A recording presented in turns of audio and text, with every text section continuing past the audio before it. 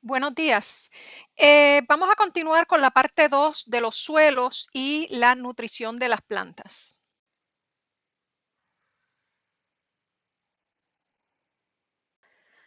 Ahora bien, ya vimos lo que eran los factores que afectan el desarrollo del suelo y vimos algunas características de los suelos, incluido también ahí lo que son las capas que forman el suelo. Ahora, aquí tenemos lo que nosotros conocemos como el pirámide o la pirámide de los suelos.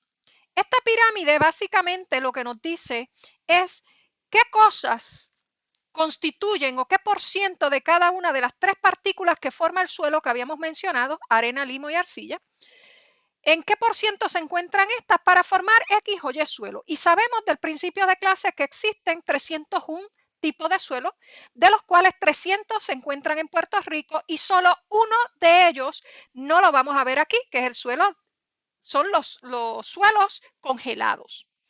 Tenemos tres partículas de suelo. La arena, que es la partícula más grande que habíamos mencionado, que va a medir de 2 milímetros a 5 milímetros.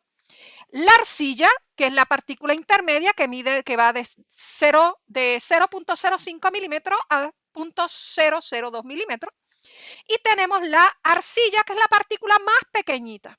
También mencionamos que cada una de estas partículas tiene unas características en particular y una de ellas, y quizás una de las más importantes, ¿verdad?, son el tipo de agregados que estas pueden formar, porque de esos agregados depende el tipo o la estructura de suelo que se forme.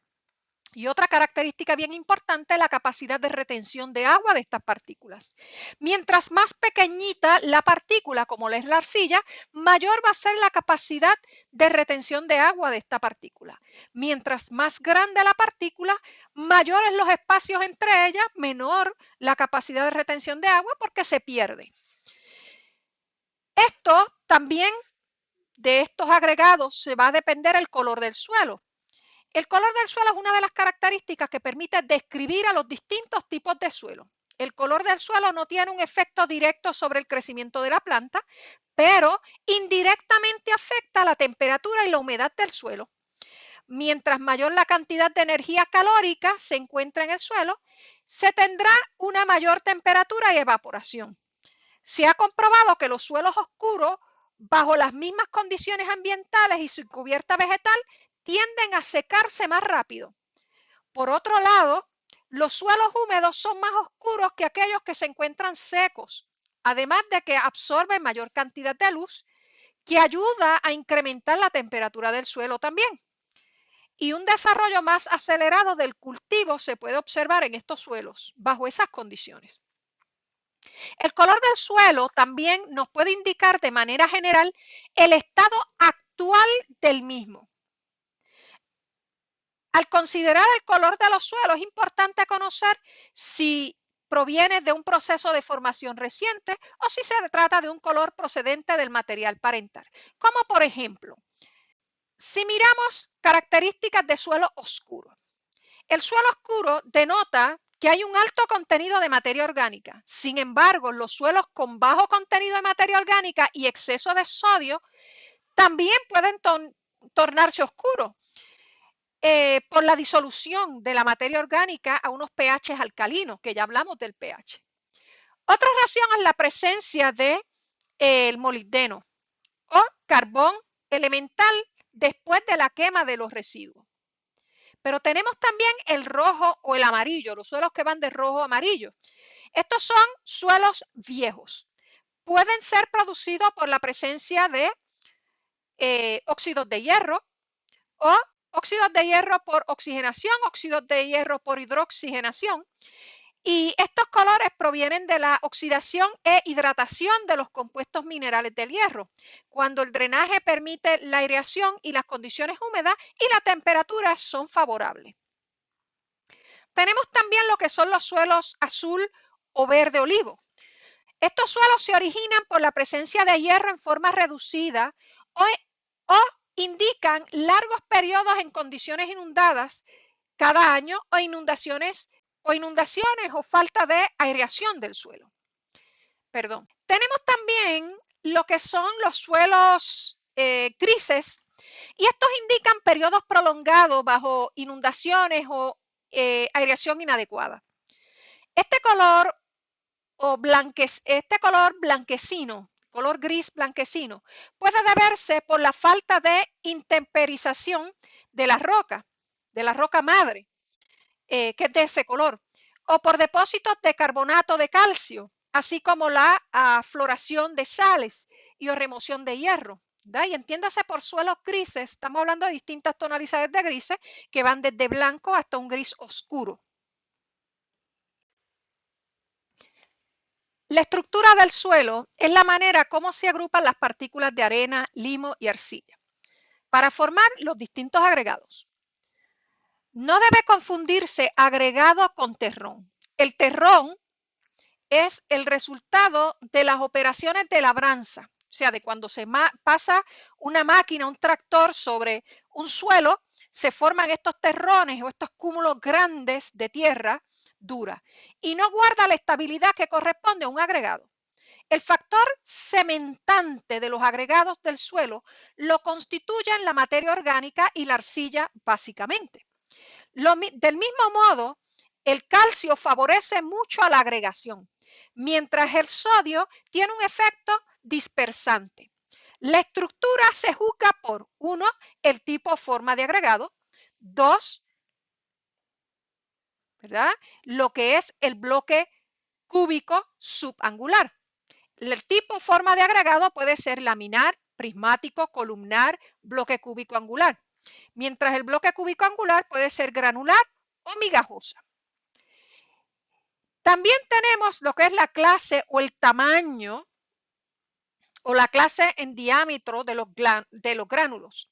Esta clase o tamaño de los gránulos puede afectar lo que es el espesor de lámina, el diámetro de los bloques, la altura del prisma. Esa altura puede ser fina, puede ser mediana o puede ser gruesa. Y también tenemos lo que es el grado o la claridad de ese suelo sin estructura, o sea que carece de agregación, es débil, agregados escasamente visibles, o moderada, agregados fácilmente observables, o incluso fuerte, donde los agregados son prominentes o visibles.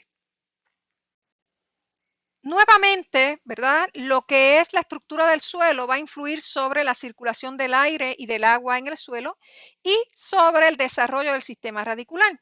Y hay varios tipos, como ya mencionaron, ¿verdad? El efecto o el factor cementante de los agregados del suelo lo constituye la materia orgánica y la arcilla.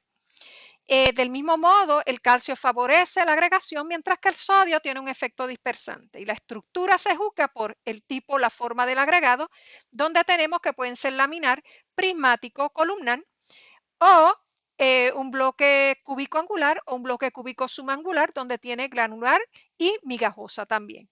Así que según el tamaño de los agregados, se clasifican de muy fina, muy gruesa o unos grados intermedios, como ya mencionamos anteriormente. Bien, miremos lo que es la composición y propiedades del humus. ¿Qué es el humus como tal?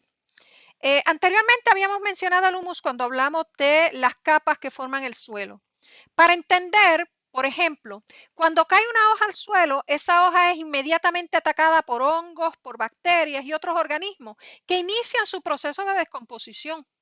El resultado es 1% de la hoja se convierte en nutrientes minerales, como lo es el nitrógeno, el fósforo, el potasio, entre otros, que pueden ser tomados directamente por las raíces, nuevamente, y otra parte de esa hoja se transforma en humus.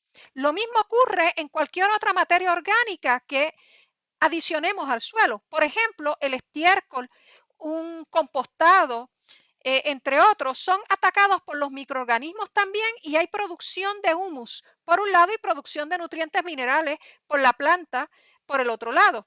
¿verdad? Y cuando hablamos de la materia orgánica del suelo, nos estamos refiriendo al humus. Tenemos también que el humus es una sustancia muy especial y beneficiosa para los suelos y la planta. Tiene unas características que aportan diversos beneficios, como por ejemplo, pueden agregar la partícula y esponja al suelo, mejorando su estructura, retiene agua y minerales y así no se lavan y pierden por profundidad, igual que hace la arcilla. Aportan nutrientes minerales lentamente para las plantas a medida que se descomponen, nitrógeno, fósforo, potasio, magnesio, entre otros. Y el humus tiene otros beneficios menos estudiados, pero muy interesantes. Produce activadores del crecimiento que las plantas pueden absorber y favorecer la nutrición y resistencia, vitaminas, reguladores de crecimiento como oxinas, iberilinas, citoquininas y sustancias con propiedades de antibióticos. Las raíces indudablemente se encuentran mejor en un suelo rico en humus que en uno pobre en esta sustancia. ¿Cómo la materia orgánica en el suelo o el humus influye sobre la formación de este suelo? Pues la materia orgánica va a mejorar las propiedades físicas del suelo, o sea, va a mejorar la estructura y la capacidad de ese suelo para retener agua. También mejora las propiedades químicas del suelo. Cuando hablamos de las propiedades químicas, que esta materia orgánica va a aumentar los elementos fertilizantes, o sea, lo que es el nitrógeno, el fósforo, el potasio, entre otros. Y junto con la arcilla va a formar unos complejos arcillo-húmicos que van a favorecer también el desarrollo de la planta y estimula el desarrollo del sistema de raíces. Además, otro tercer factor que influye sobre la formación de este suelo sería mejorar la actividad biológica, ¿verdad? Mejorar la presencia de lombrices, de hormigas y de otros organismos vivos en ese suelo, incluyendo microorganismos, hongos, bacterias, virus. Así que proporciona carbono, nitrógeno y otros elementos esenciales para la vida microbiana. Ahora bien, si miramos lo que es la fertilidad de ese suelo, la fertilidad de ese suelo va a depender de forma directa de el clima, de la planta y de cómo se desarrolla esa planta, o sea, lo que es la genética de la planta, va a depender del suelo y de las propiedades de ese suelo en particular. Recordemos que son 301 tipos de suelo y cada uno de ellos tiene unas características y unas propiedades físico-químicas específicas. Y depende de los agricultores y las prácticas agrícolas que estos agricultores estén utilizando y cuán beneficiosas o no beneficiosas estas puedan ser. En adición a esto, los agricultores y muchas personas también utilizan abonos. Estos abonos usualmente son inorgánicos, no son naturales, son productos químicos. Y estos productos químicos a su vez van a afectar el clima y el efecto del clima, van a afectar o van a estar siendo afectados por la planta, van a afectar y van a estar siendo afectados por el suelo y el tipo de suelo y van a afectar o van a estar siendo alterados también por los agricultores. Así que la planta tiene dos formas de adquirir alimento, mediante la fertilidad natural del suelo o mediante abonos inorgánicos que se añadan a ese suelo, como son los abonos comerciales que le venden por ahí. Hay o existen tres formas en que usted puede diagnosticar la fertilidad de un suelo. Una de ellas son los empíricos, las experiencias en el campo. Usualmente eso lo hacen los agricultores o los extensionistas agrícolas, van al campo, cogen el suelo, lo frotan entre sus dedos y le pueden decir más o menos cuánta arcilla tiene ese suelo, cuánto limo puede tener ese suelo o cuánta arena puede tener ese suelo por la textura, por las formas que adquiere el suelo cuando se frota y entre otras observaciones que hace. Otra forma es el análisis de suelo. Se toma una muestra de suelo y se determina o se hacen unos análisis a nivel de laboratorio de suelos donde se determina cuál es la composición nutritiva de ese suelo. Otra es un análisis foliar. Vamos a ver más adelante, ¿verdad?, cómo se observan las plantas físicamente y cómo usted puede determinar si hay o no alguna diferencia o alguna deficiencia de nutrientes. Esos son lo que se conocen como determinaciones analíticas. Nosotros vimos de qué se constituye un suelo y en general, en promedio, ¿verdad? Hablamos que el volumen del suelo es una proporción ideal y esa proporción ideal de ese suelo está dada por un 45 o un 48% de partícula mineral, un 5 o 2% de materia orgánica, un 25% del aire y un 25% del agua. Igualmente, la fertilidad del suelo no es suficiente para el crecimiento de las plantas. El clima juega un papel importante y la determinación de muchos otros casos. Por ejemplo, se puede tener un suelo fértil y que dadas las temperaturas extremas no es capaz de producir buenas cosechas. Entonces, un suelo es fértil, no productivo. La fertilidad del suelo es una cualidad resultante de la interacción entre las características físicas, químicas y biológicas de ese suelo, y que consiste en la capacidad de poder suministrar condiciones necesarias para el crecimiento y el desarrollo de la planta. En lo referente al suministro de condiciones óptimas para el asentamiento de las plantas, estas características no actúan independientemente, sino en armonía, interrelación o interrelacionándose unas con otras, que en conjunto determinan la fertilidad del suelo. Por ejemplo, un suelo puede estar provisto de suficientes elementos minerales, fertilidad química, pero que no está provisto de buenas condiciones físicas y viceversa. Si miramos aquí, ¿por qué los suelos pierden fertilidad con las producciones agrícolas? Pues algunos cationes se pueden perder, o sea, no van a estar presentes. Otra es los fertilizantes sintéticos que se le añaden al suelo. Un ejemplo de esto es el abono 20-20-20 que muchos compran por ahí. ¿Qué significa eso? Ese primer 20 corresponde al nitrógeno. El segundo 20 va a corresponder al fósforo. Y el tercer 20 va a corresponder al potasio, NPK. Y NPK lo que significa que 20% de fertilizante es nitrógeno, un 20% es potasio, un 20% es fósforo y el otro 40% restante corresponde a los micronutrientes. Recordemos que la planta necesita macronutrientes y micronutrientes. Micronutrientes en aquellos que necesitan en cantidades pequeñas y macronutrientes aquellos que necesitan cantidades grandes como lo es el nitrógeno, el fósforo y el potasio. Veamos aquí, los nutrientes necesarios para la planta. Hablamos que los abonos usualmente vienen como 20-20-20, 15-10-5, o sea, el llamado NPK, nitrógeno, fósforo y potasio como los macroelementos esenciales o elementos con los que las cuales la planta no puede dejar de vivir. El nitrógeno forma parte de la estructura de los aminoácidos y las proteínas, de las bases nitrogenadas y de los ácidos nucleicos, enzimas y coenzimas, de las vitaminas, de los glico y lipoproteínas, de los pigmentos.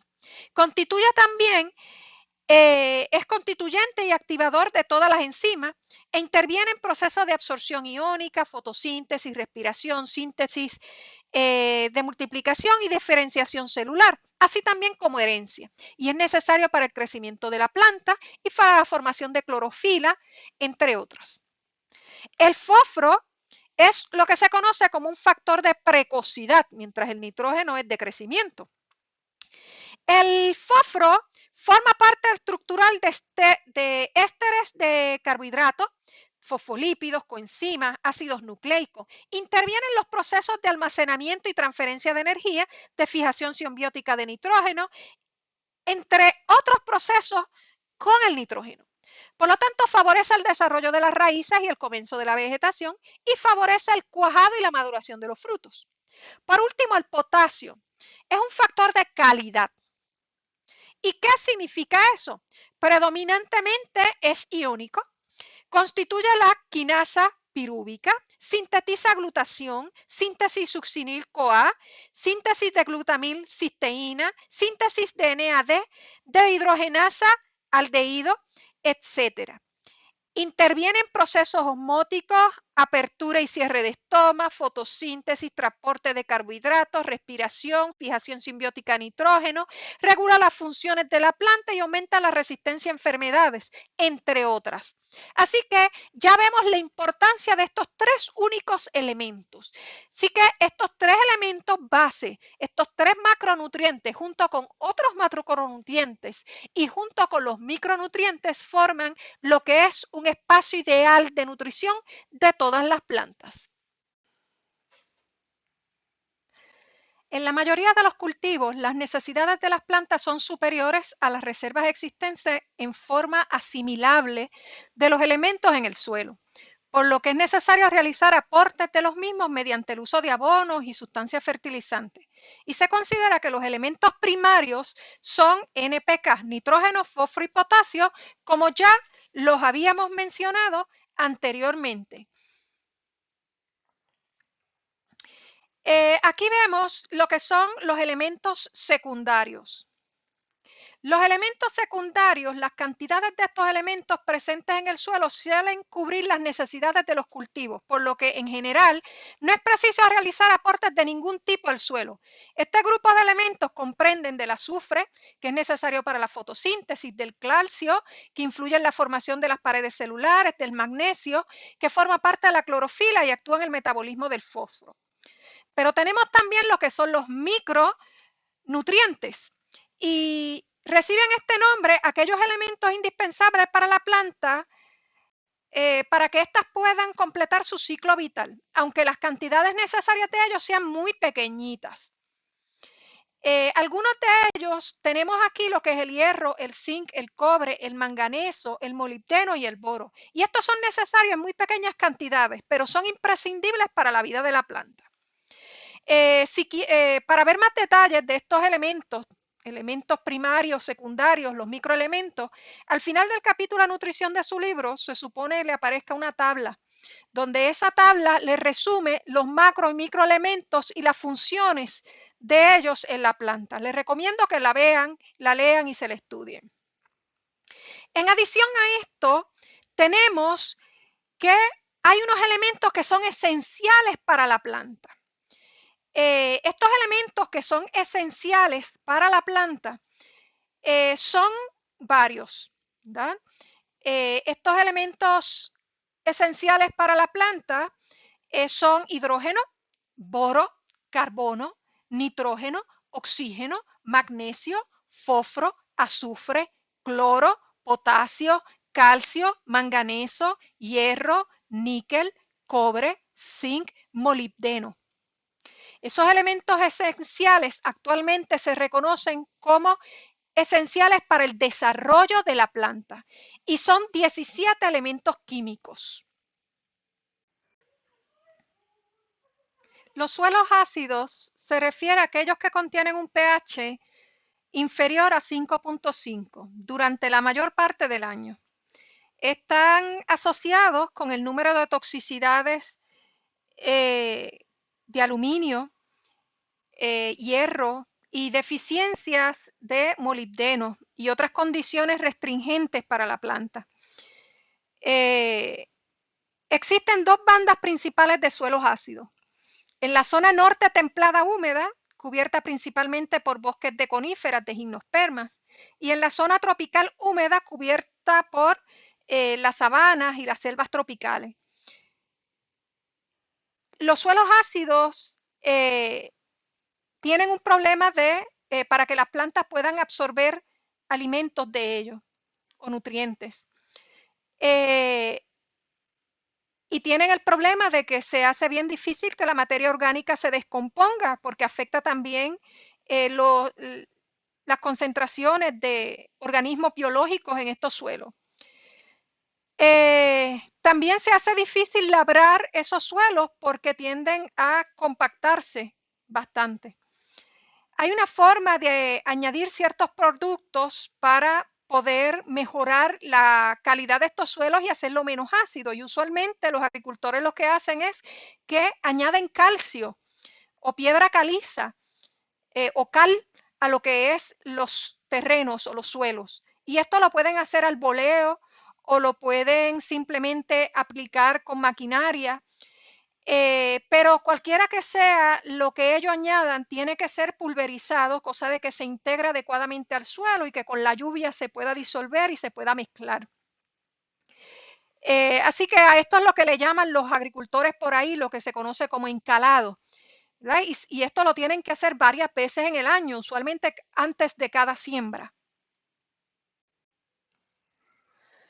Por otro lado, tenemos los suelos salinos. Y en los suelos salinos el contenido de sales tiende a ser bien elevado, así que hay unas concentraciones de sodio o de elementos asociados al sodio, las sales, y la presencia de sodio puede ser sumamente importante en estos suelos. Los suelos salinos no permiten que muchas plantas crezcan en ellos. Por ejemplo, suelos salinos usualmente tenemos en las costas, donde hay fácil acceso a lo que es el agua salada.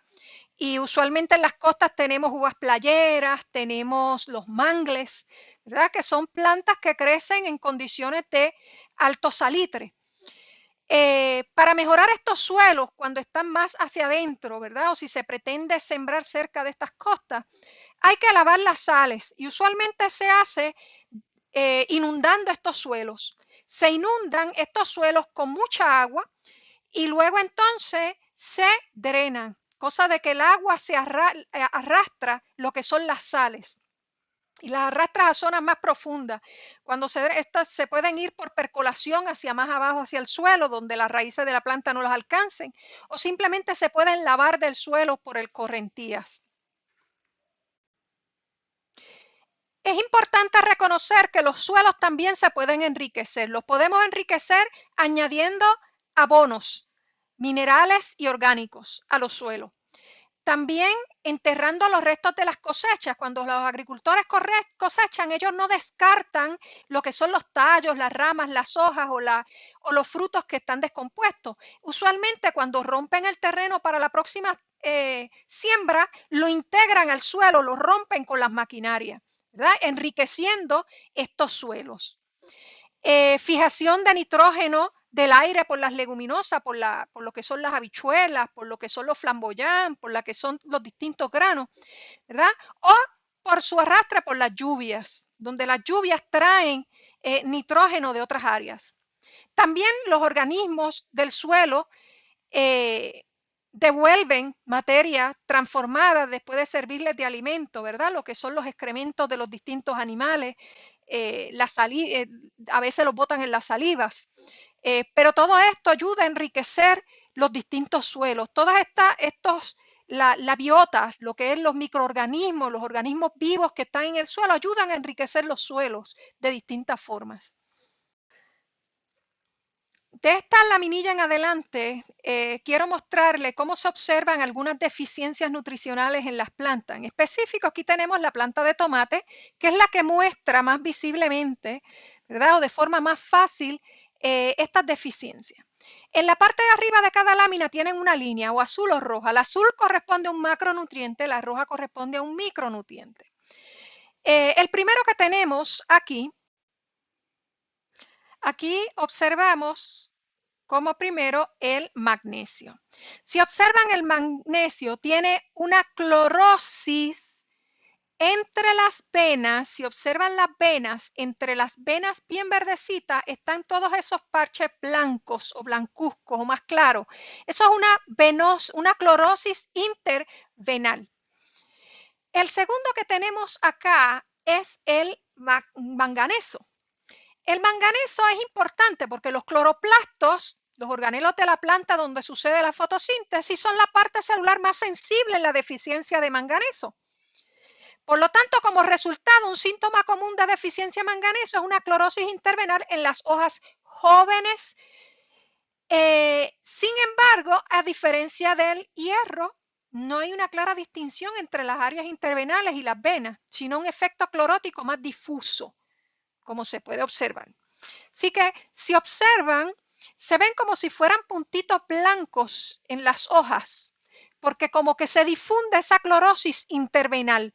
Las venitas siguen estando bien verdes, pero la clorosis no es marcada como la del magnesio. Sin embargo, aquí tenemos molibdeno.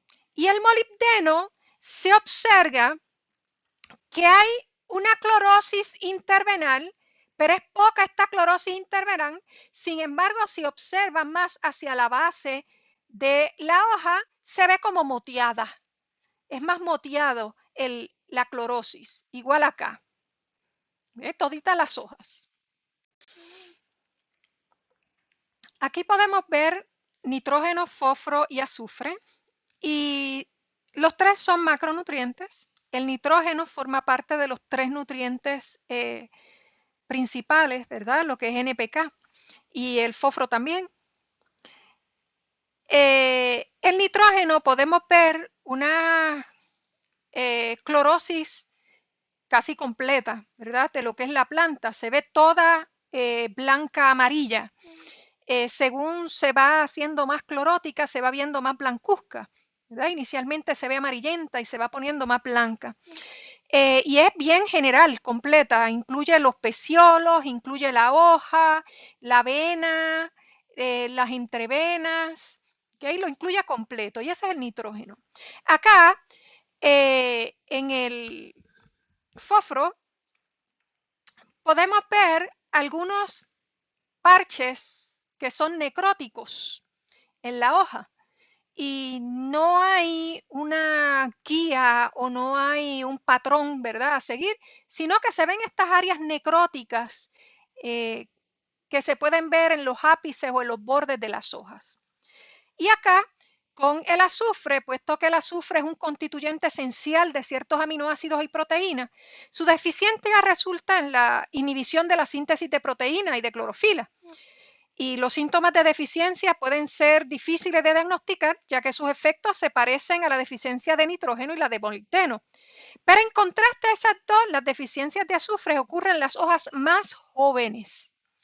Así que usualmente se va a ver en las hojas que están más bajas en la planta. Estas se van a tornar como amarillentas, ¿ve? Un verde más claro, un verde lima, como representativo de una clorosis generalizada en esas hojas jóvenes, pero siempre van a retener algo verde. Si pueden observar, todas van a retener algo verde, pero es mínimo. Bien, aquí tenemos con la lineecita roja, ¿verdad? Lo que es los microelementos. Tenemos el zinc.